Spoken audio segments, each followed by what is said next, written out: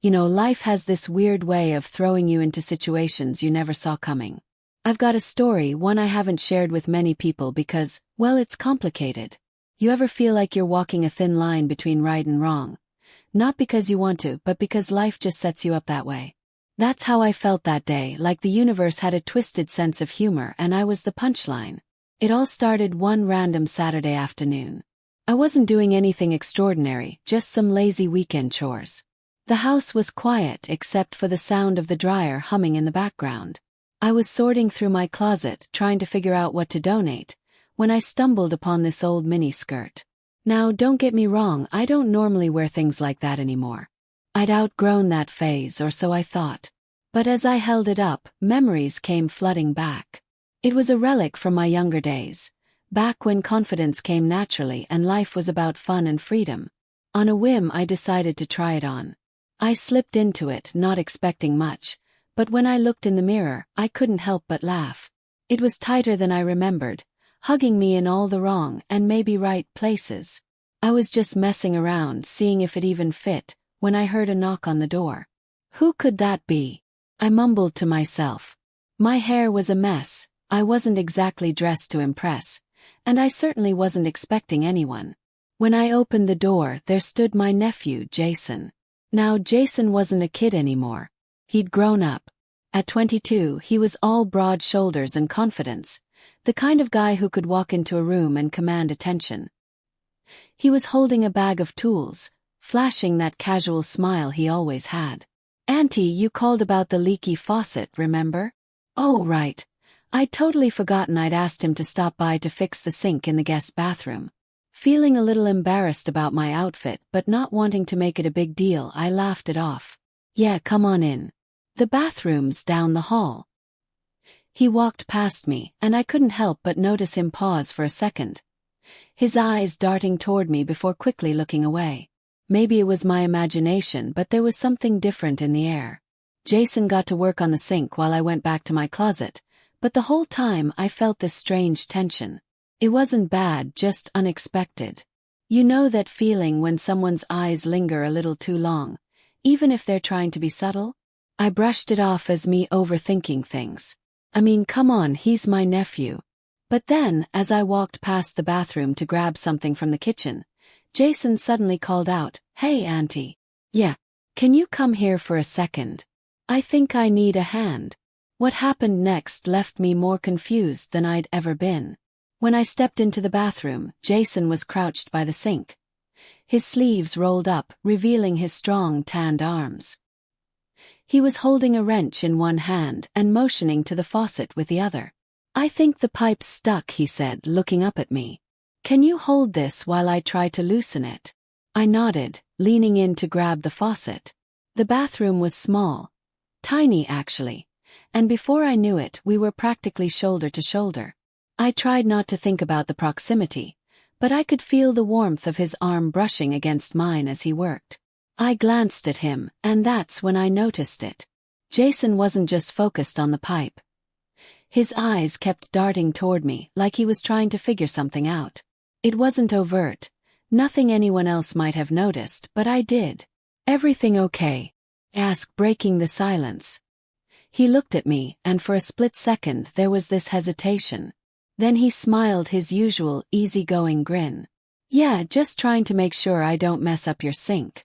I laughed nervously, trying to shake off the tension. "Well, you're the expert, right? No pressure." But as I said it, I couldn't ignore the way his eyes lingered just a second too long. After a few minutes, he finally loosened the pipe and stood up, brushing his hands on his jeans. "All done. Should be good as new." "Thanks," I said, trying to sound casual. "You're a lifesaver." He leaned against the counter, looking at me with an expression I couldn't quite place. "You know, Auntie, I don't think I've ever seen you wear something like that before." I froze for a moment, my cheeks flushing. "Oh, this." I laughed awkwardly, tugging at the hem of the mini skirt. "It's just something I found in the back of my closet. I was going to donate it." Jason didn't say anything at first, just kept looking at me, his eyes flickering with something I couldn't read. Then he smiled, but this time it felt different, almost knowing. Well, it looks good on you, he said, his voice softer than usual. I didn't know how to respond to that. Thanks, I guess, I mumbled, suddenly feeling self-conscious. I quickly turned to leave the bathroom, hoping to put some distance between us. But as I stepped out, Jason followed, his footsteps close behind. Auntie, he said, stopping me in the hallway. I turned to face him, my heart pounding. Yeah. He hesitated, like he was searching for the right words. You ever feel like something's happened for a reason? What do you mean? I asked, genuinely confused. He opened his mouth to say something, then shook his head, laughing it off. Never mind. Forget I said anything. But I couldn't forget the way he looked at me, the tone in his voice. It stayed with me long after he left that day. That night, I was curled up on the couch, mindlessly flipping through channels, trying to shake off the awkwardness from earlier. I kept telling myself it was nothing, that I was overthinking the whole thing. After all, Jason was family. But just as I started to feel normal again, my phone buzzed on the coffee table. I leaned over, picking it up, and there it was, a message from Jason. Hey, Auntie, can I ask you something? I stared at the screen, debating whether to reply. Something about the timing felt strange. Why was he texting me now? After a moment I typed back, of course. What's on your mind? His response came almost immediately. I just keep thinking about today. You look different. It surprised me, I guess. My stomach did a little flip. What was he trying to say? My fingers hovered over the keyboard as I thought about how to respond. Finally, I settled on something neutral. Well, I was just trying on old clothes. Nothing serious. He read my message right away. I saw the little typing bubble pop up, but it took him a minute to reply. When his message finally came through, it caught me off guard. You looked really good. Mean it.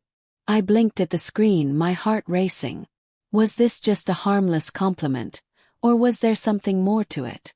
I didn't know how to feel, let alone how to respond. After what felt like forever, I typed back. Thanks, Jason. That's sweet of you to say. I hoped that would be the end of it, but deep down I knew it wouldn't be. He replied again. I don't know if I should say this, but I felt something today. Did you? My breath caught in my throat. This was crossing into dangerous territory, and I didn't know how to handle it. Jason wasn't just anyone. He was my nephew. Whatever he thought he was feeling, it wasn't right. But instead of shutting him down immediately, I found myself hesitating. Maybe it was curiosity, or maybe I just didn't want to hurt his feelings. Either way, I didn't reply right away. The typing bubble appeared again. Forget I said that. I don't want to make things weird. I let out a shaky breath, relieved but also unsettled. I told myself it was just a misunderstanding, that he'd move on and things would go back to normal. But as I put my phone down, I couldn't shake the feeling that this was only the beginning. The next morning I was just starting my day, coffee in hand, hair still a mess, when I heard a knock at the door. My heart skipped a beat. I wasn't expecting anyone. When I opened the door, there he was. Jason stood there with his hands in his pockets, looking every bit as casual as ever, but there was something different about his demeanor. His usual carefree smile was missing, replaced by a serious expression I didn't recognize. Jason, I said, trying to mask my surprise. What are you doing here so early? He shrugged, stepping inside without waiting for an invitation. I was in the neighborhood and thought I'd stop by. It was a flimsy excuse. Jason didn't live anywhere near my neighborhood, but I didn't call him out on it. Instead, I closed the door and followed him into the living room. He sat down on the couch, leaning forward with his elbows on his knees. I could feel the tension in the air, thick and unspoken. Is everything okay? I asked, sitting down across from him. He looked up at me, his eyes searching mine. About last night. I didn't mean to make you uncomfortable. I let out a small sigh of relief, glad he was addressing it. It's okay, Jason. Let's just forget about it, all right? But he shook his head. I can't just forget about it, Auntie. I meant what I said. I froze, unsure of how to respond. This wasn't how family was supposed to talk to each other. Jason, I began carefully, I think you're confused. Whatever you're feeling, it's not real. It's just. It is real, he interrupted. His voice firm but not aggressive. I know it's wrong and I've been trying to push it away, but I can't stop thinking about you. My heart was racing now, and I felt a mix of emotions.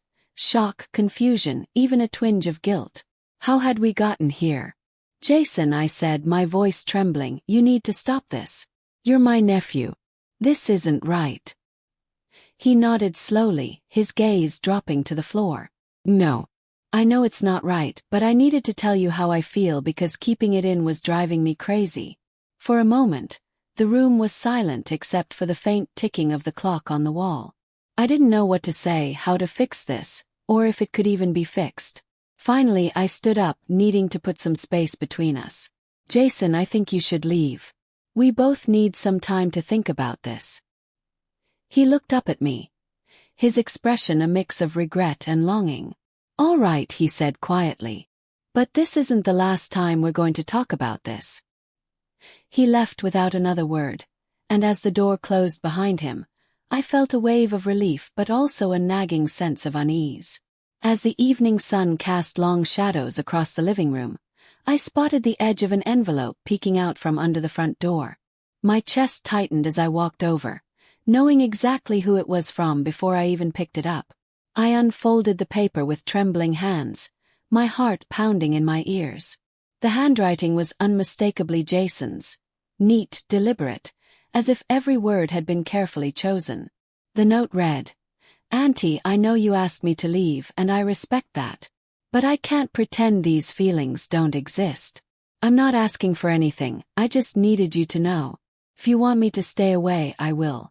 Just say the word, and I'll never bother you again. But if there's even the slightest part of you that feels the same way, please let me know. I'll be waiting. I stood there, staring at the words, unsure whether to feel angry, flattered, or scared. 1,000 thoughts ran through my mind. Was he serious? Could he really be feeling this way? And why did part of me hesitate to dismiss it outright? I folded the note and shoved it into a drawer, out of sight but far from out of mind. I told myself I wouldn't respond, that ignoring him was the best thing to do. But deep down, I knew this wasn't over. Later that night, as I tried to sleep, my phone buzzed again. It was Jason. Jason. I know I said I wouldn't bother you, but I need to know. Did you get my note? I stared at the message, debating whether to reply. Finally I typed back, yes, I got it. But Jason, this has to stop. It's not healthy for either of us. His response came almost instantly. I'll stop if you want me to. Just tell me honestly. Do you feel anything for me? Even a little. My fingers hovered over the keyboard. What could I say? Admitting anything would only make things worse, but denying it felt dishonest. Finally I typed back. Jason, you're my nephew. That's all I can say. It wasn't the answer he wanted, but it was the only one I could give. The next morning I went to work, eager to distract myself from everything that had happened. My job was my sanctuary, a place where I could focus on tasks and leave personal problems at the door. But as I sat at my desk sorting through emails, I felt an odd sensation, like someone was watching me. I glanced up and froze. Jason was standing just outside the office window, his hands shoved deep into his pockets, looking conflicted but determined. What is he doing here? I muttered under my breath, feeling my chest tighten. I quickly excused myself, stepping outside before he decided to walk in and make things worse. Jason, what are you doing here? I asked, trying to keep my voice steady. I had to see you, he said, his voice low but earnest. You didn't answer my question last night. Jason, I already told you this isn't healthy. We can't keep having this conversation. But you didn't deny it, he said, stepping closer. You didn't say you don't feel anything at all. I backed up slightly, my hands gripping the strap of my bag. Because this isn't about feelings, Jason. It's about what's right and wrong. And this, whatever you think this is, it's wrong.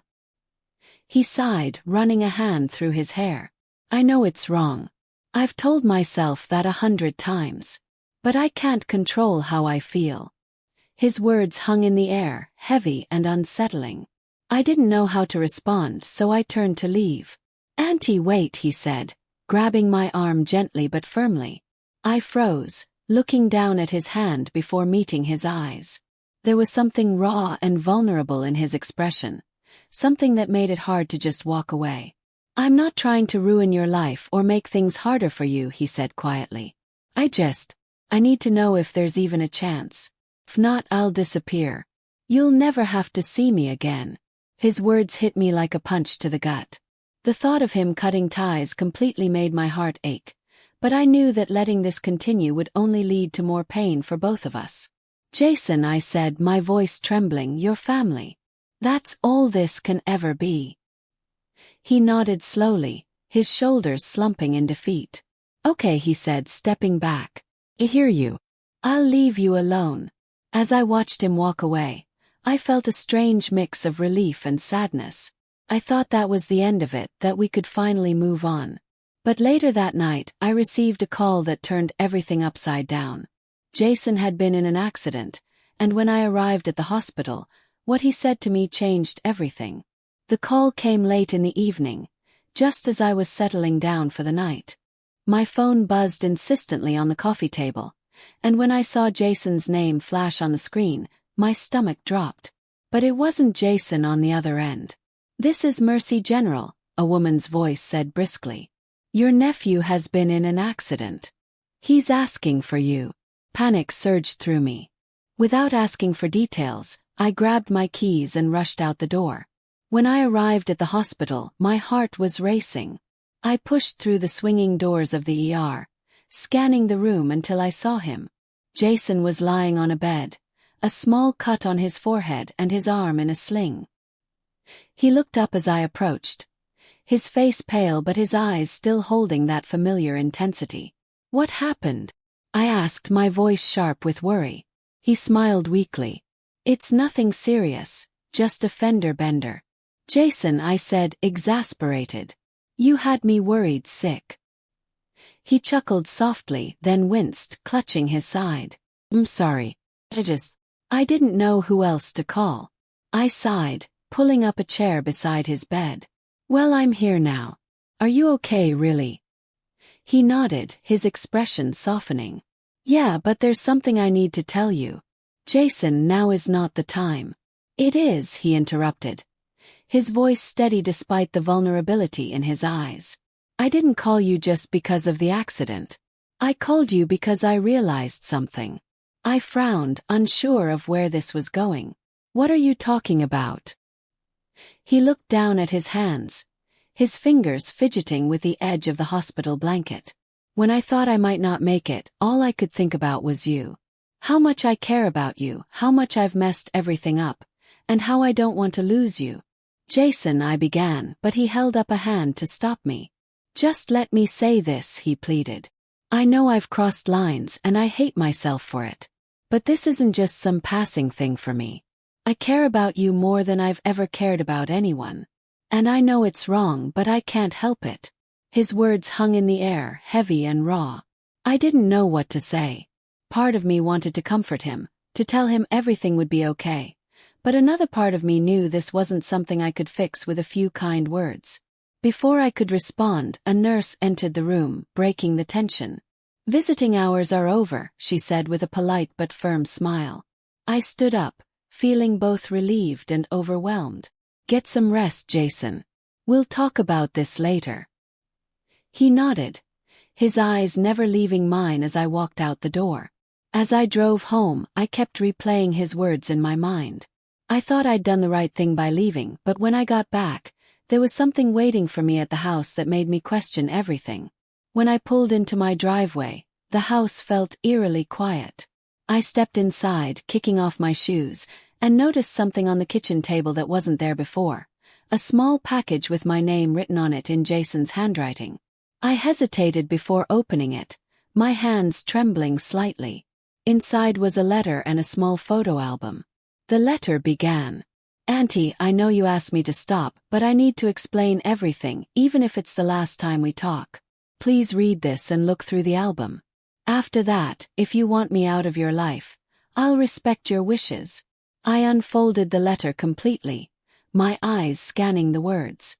From the moment I moved back here, I felt something different around you. At first, I didn't understand it. I thought it was just admiration or respect, but over time it became clear it was more than that. I know how this must sound, and I've tried to fight it, but I can't change how I feel. You've always been there for me, more than anyone else ever has. You've seen me at my worst and still cared.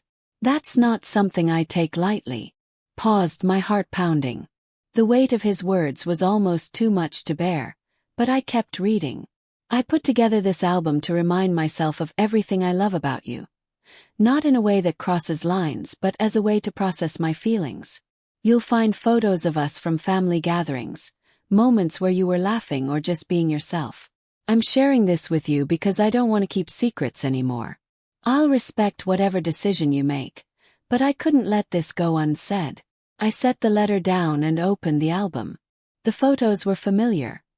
Family barbecues, holiday dinners, random snapshots I didn't even remember being taken. Each one was accompanied by a small note in Jason's handwriting pointing out details he appreciated. How happy I looked, how kind I was to others, how much he admired my strength. Tears welled up in my eyes. It was overwhelming, both touching and deeply unsettling. I closed the album and sat there for a long time trying to process everything. Jason wasn't just expressing infatuation.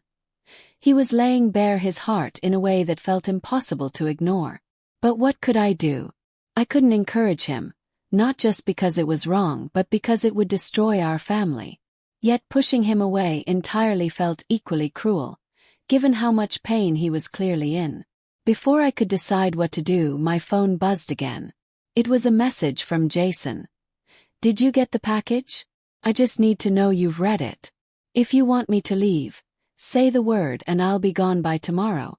I stared at Jason's message for what felt like an eternity, my heart battling my head in a war I couldn't control. He'd put the ball entirely in my court, leaving me to make a decision that could shape both our lives and our family forever. I typed back, Jason, come by tomorrow. We need to talk. The following morning he arrived promptly, looking both nervous and hopeful. I invited him in, and we sat across from each other in the living room. The air between us was heavy with unspoken words. Jason, I began, my voice firm but gentle. I read the letter and looked at the album. I can see how much thought and care you put into it, and I won't deny that it touched me. But we need to set some boundaries, for your sake and mine. He nodded, but his expression was guarded. I understand. I just needed you to know how I feel, that's all. I know, I said, leaning forward. And I need you to know that I love you too, but as family. That's where it begins and ends. The feelings you have for me come from a place of admiration and gratitude, and that's okay. But we can't confuse those feelings for something else. It would only hurt us both in the long run. He looked down at his hands, his face a mixture of relief and sorrow. I get it, he said quietly. I don't want to lose you, Auntie. I'll work on letting this go. I reached out and took his hand, squeezing it gently. You're not going to lose me, Jason. But you need to take some time to figure out what's really going on in your heart. Maybe talk to someone. Someone who can help you sort through these feelings. He nodded again, and for the first time in days, I saw a flicker of peace in his eyes. We sat there for a while longer, talking about lighter things. His plans for the future, how he wanted to focus on his career and hobbies. By the time he left, I felt like a weight had been lifted. Even if things weren't completely back to normal, Jason kept his word. He gave us both some space, focusing on himself and seeking help to work through his emotions. Over time, our relationship returned to something closer to what it had been before. Supportive, familial, and unclouded by confusion. It wasn't easy, but we both grew from the experience. I learned the importance of setting boundaries and addressing issues head-on, while Jason found clarity and a sense of self that didn't rely on anyone else. Looking back, I'm grateful we were able to navigate such a difficult situation without losing the bond that mattered most. Family.